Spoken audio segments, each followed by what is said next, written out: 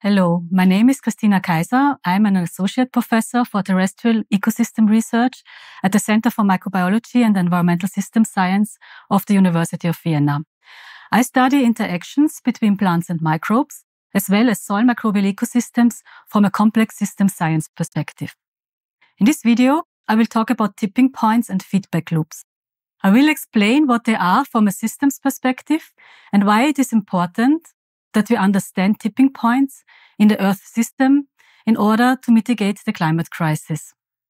What you see here is a picture of a rainforest and a savanna. What do these two ecosystems have to do with tipping points? A lot, because they represent alternative stable states. What does it mean?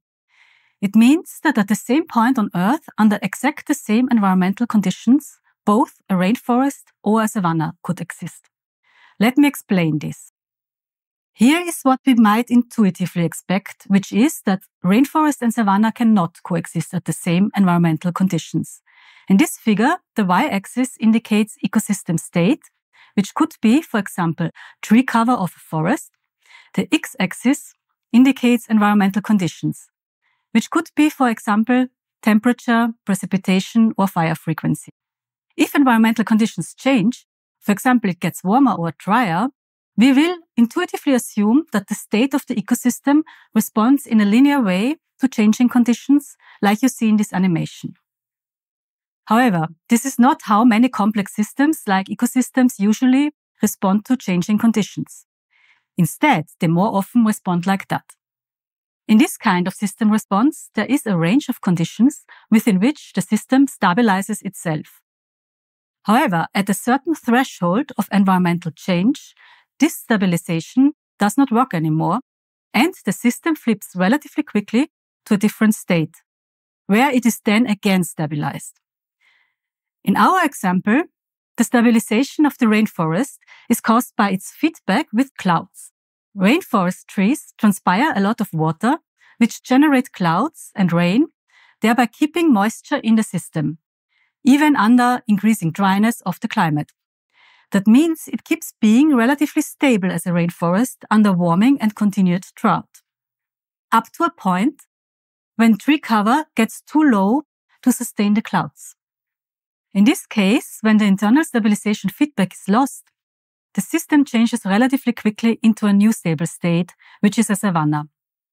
This abrupt change of a system at a certain threshold is called a tipping point. However, in this example, rainforest and savanna are still not alternative stable states, as they still exist under different conditions. In some cases, however, tipping points cause changes that cannot easily be reversed. This phenomenon is called hysteresis. Let me explain that. In this scenario, self-stabilizing feedbacks, such as the rainforest moisture feedback via the clouds, are strong and stabilize the ecosystem state over a wide range of conditions. When these stabilizing feedbacks are lost, the rainforest turns into a savanna relatively quickly. However, in this case, this change is not reversible. If the system is a savanna, it also has mechanisms to stabilize itself, for example, via a positive feedback to fire frequency. This implies that if the environmental conditions were reversed, the ecosystem would not easily return to its previous state as a rainforest, but would instead remain a savanna. That means changing it back to a rainforest would require a lot more cool and less dry conditions as were there before. And that means that within a certain range of conditions, as you can see here, two alternative stable states are possible, rainforest and savanna. And which one it is depends not only on the current environmental conditions, but also on their previous trajectory. So this was one example for tipping points in the Earth system. Why are they important for climate change? Because, as you saw, they can trigger major and often irreversible system changes, which may feed back on climate change in an unwanted way. Replacing rainforests by savannas, for example, decreases the capacity of the global vegetation to take up CO2 from the atmosphere, which will further increase CO2 concentrations in the atmosphere and thus climate warming. So we have now heard about stabilizing feedbacks, which, when they are lost, can lead to abrupt system changes. Tipping points can, however, also be caused when self-amplifying feedbacks start to occur. One example for this is the potential destabilization of the large continental ice sheets in Greenland or Antarctica. The Greenland ice sheet, for example, is up to 3,000 meters high and stores huge amounts of fresh water. It is stabilized by a complex interplay of various feedbacks with the atmosphere.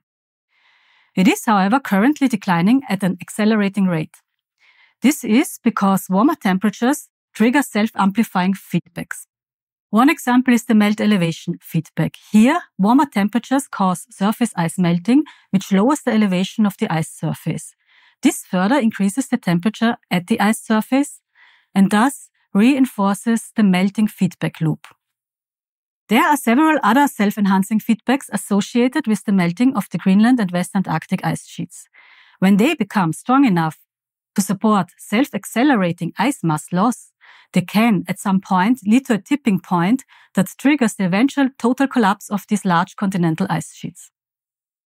It has been estimated that the critical threshold for such a tipping point of the Greenland ice sheet lies somewhere between 0.8 and 3 degrees Celsius of warming. Once initiated, its collapse is expected to unfold slowly over millennia. However, it has the potential to eventually result in a sea level rise of up to 7 meters and to disrupt global ocean circulations. There are several tipping points in the Earth system which are under threat to be crossed with ongoing climate change. Several important ones have been identified, such as the thawing of the permafrost, the breakdown of the Greenland and the West Antarctic ice sheet, or the slowdown of the Atlantic circulation. A slowdown or even collapse of the Atlantic meridional overturning circulation, so-called AMOC, for example, would have far-reaching consequences as it would lead to a significant cooling over Europe, along with significant changes in precipitation patterns in Europe and the tropics. It is important to keep in mind that global tipping points are often interlinked, which means crossing one can trigger other ones, like in a domino effect. So the Earth is a complex system with its part being in a delicate balance. It consists of several interconnected systems, which each can endure a certain amount of environmental change or stress. When these stresses become too strong, however, various systems will reach tipping points with strong and irreversible consequences for the Earth system, posing major threats for biodiversity, ecosystem services, water, energy and food security, and thus human societies. For tackling the climate crisis, it will thus be of utmost importance to urgently take action to avoid crossing critical thresholds of the Earth system. What may work in our favor from a systems perspective is that social systems are also complex systems, and they are thus also prone to a tipping point behavior.